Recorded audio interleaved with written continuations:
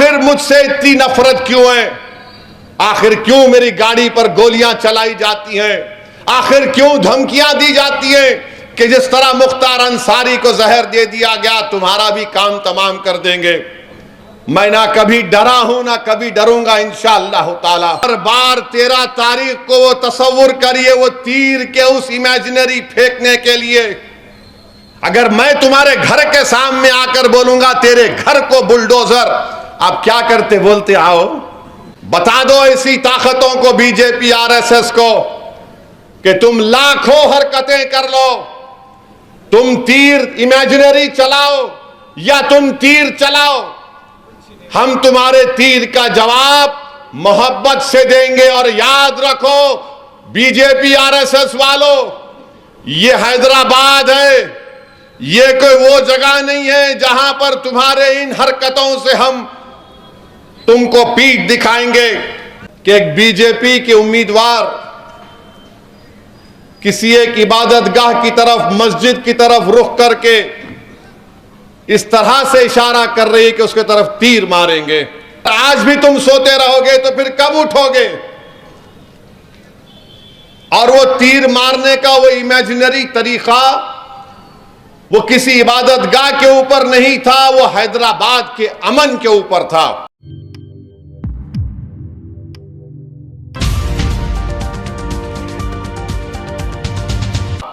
रहमतुल्लाहि बरकातहू। शहनशीन बतशरीफ़ फरमा मजलिस इत्तेहादुल मुस्लिमीन के अरकान असम्बली व क़ायद मुखन्ना मजलिस इत्तेहादुल मुस्लिमीन के साबिक़ा अरकान असम्बली, सदर मोतमदीन अरकान क़ानून साज कौंसल, पस पर्दा बैठ कर सुनने वाली मेरी इज़्ज़तदार माँ और बहनों, आप तमाम का बेहद शुक्रिया कि आपने हैदराबाद के पार्लिमानी हलक़े की पहले इंतखाबी जलसे में आपने शिरकत की। मैं अल्लाह सुब्हाना व तआला का शुक्रगुज़ार हूँ कि मजलिस इत्तेहादुल मुस्लिमीन ने अल्लाह सुब्हाना व तआला के फ़ज़्ल व करम की वजह से मुझे 5वीं मरतबा हैदराबाद की पार्लिमानी सीट पर इंतखाब या इलेक्शन लड़ने का मौका मुझे इनायत फरमाया। अज़ीज़ान मिल्लत, बुज़ुर्गान कौम और मिल्लत, गयूर नौजवान साथियों, आप जानते हैं कि मजलिस इत्तेहादुल मुस्लिमीन ने जो मुझे मौका दिया, 2004 में पहली मरतबा मरहूम क़ायद सालार मिल्लत ने मुझे हैदराबाद की पार्लियामेंट की सीट का इलेक्शन लड़ने और आप तमाम की नुमाइंदगी करने का मौका इनायत फरमाया। पिछले 4 मरतबा से हैदराबाद की अवाम ने अल्हम्दुलिल्लाह मुझे हैदराबाद का रुकने पार्लियामेंट मुंतखब किया और बहैसियत रुकने पार्लिमान के मैंने पार्लियामेंट के अंदर जो कुछ कहा, जो सवालात किए, हुकूमत ने अगर कोई ऐसा क़ानून बनाने की कोशिश की जो हिंदुस्तान के आइन के ख़िलाफ़ था तो मैंने उस क़ानून की मुखालिफत भी की। चाहे डॉक्टर मनमोहन सिंह की सरकार हो या फिर मौजूदा नरेंद्र मोदी की सरकार हो, पार्लियामेंट के रिकॉर्ड आपके सामने है। पार्लियामेंट में जो तकारीरें की गई वो तमाम के तमाम आपके सामने है। आप खुद उसको देखकर या सुनकर आप मेरी बात का यकीन भी कर सकते हैं।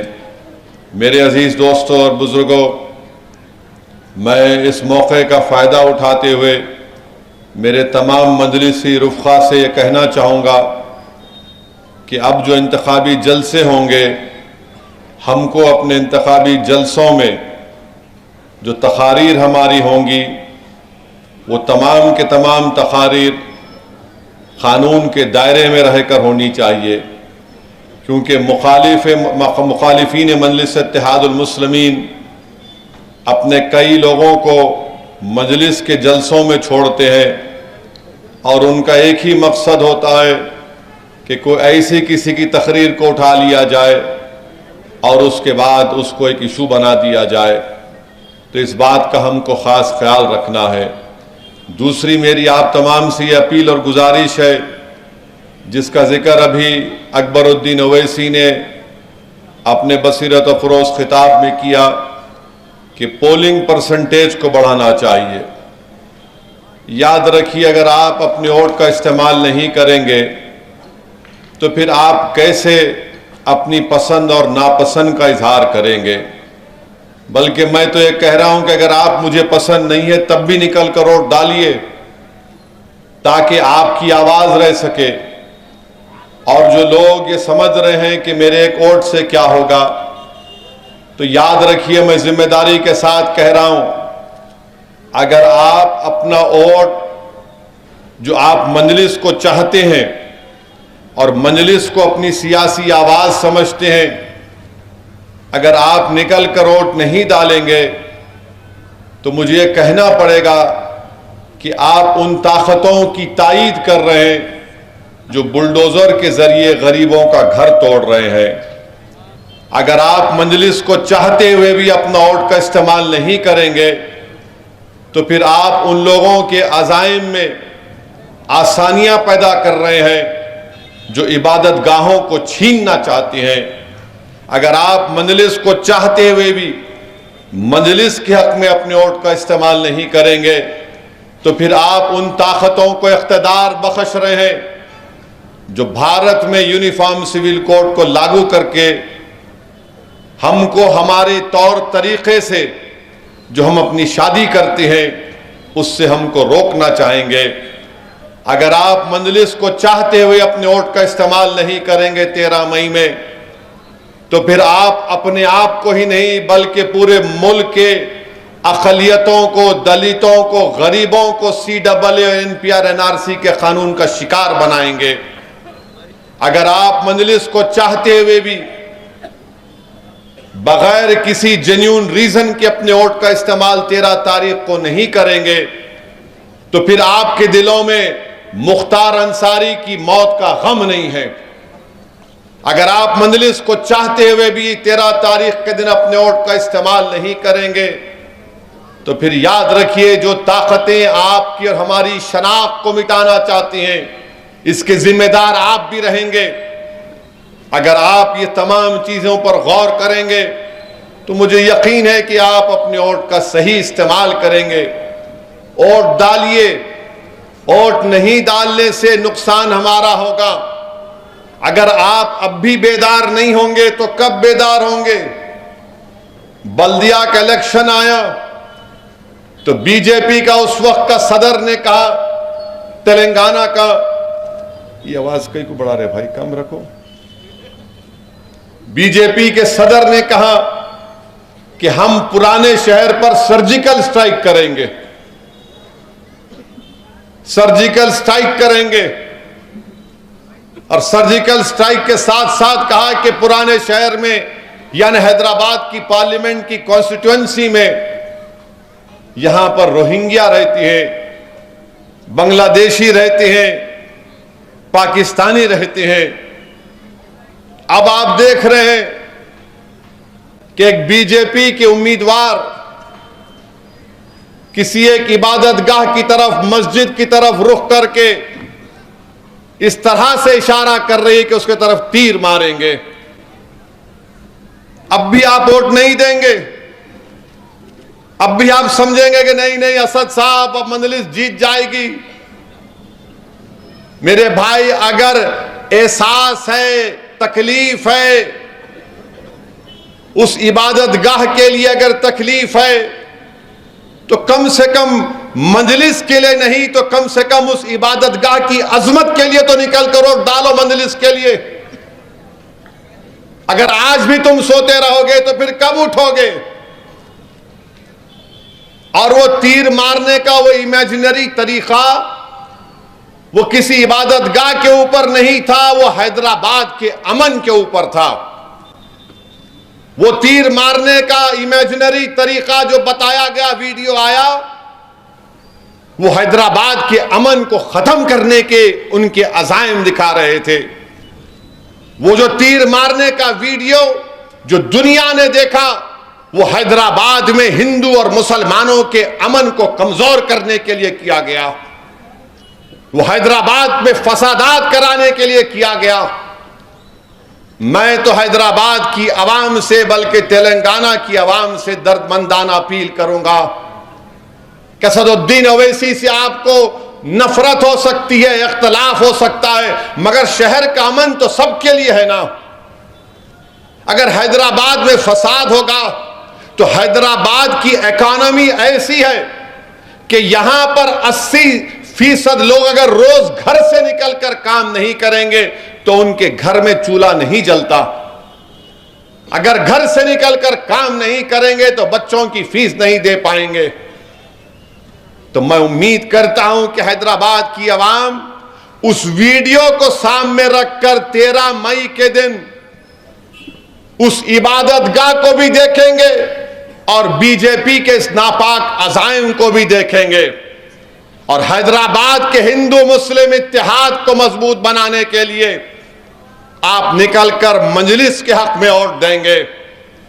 हैदराबाद में अमन को मजबूत बनाने के लिए, हैदराबाद की इस मोहब्बत को बरकरार रखने के लिए मेरे अजीज दोस्तों और बुजुर्गों, मेरी इज्जतदार मां और बहनों, मेरी इस बात को याद रखिए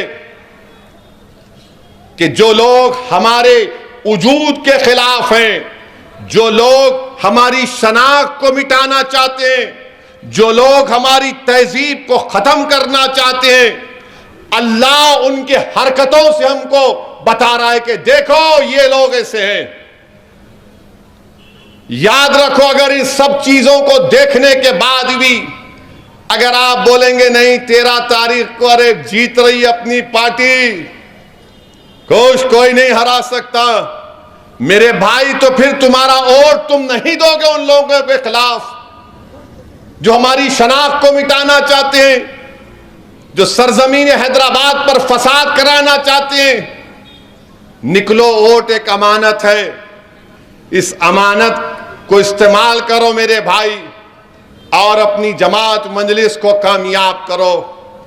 बता दो ऐसी ताकतों को, बीजेपी आरएसएस को, कि तुम लाखों हरकतें कर लो, तुम तीर इमेजिनरी चलाओ या तुम तीर चलाओ, हम तुम्हारे तीर का जवाब मोहब्बत से देंगे। और याद रखो बीजेपी आरएसएस वालों, ये हैदराबाद है, ये कोई वो जगह नहीं है जहां पर तुम्हारे इन हरकतों से हम तुमको पीठ दिखाएंगे।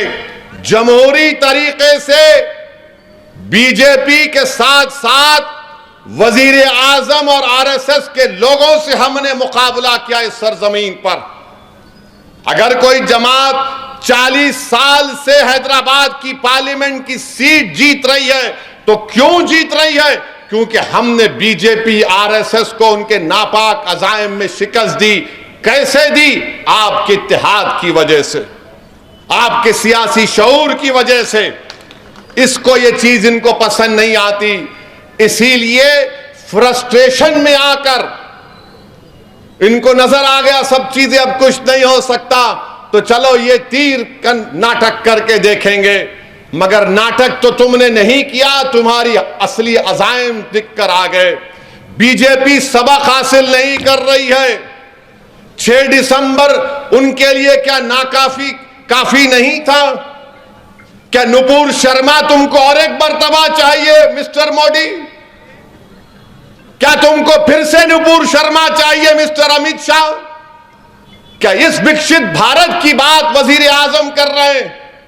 ये हैदराबाद है बीजेपी आरएसएस वालों, यहां पर हम बरसों से मिलकर रह रहे हैं। हमारे मजहब अलग हो सकते हैं मगर हमारी जबान एक है। हमने फसादात को खत्म कर दिया, निकाल कर फेंक दिया। मगर आज आप देखते हैं कि आरएसएस बीजेपी के अज़ाइम यही है।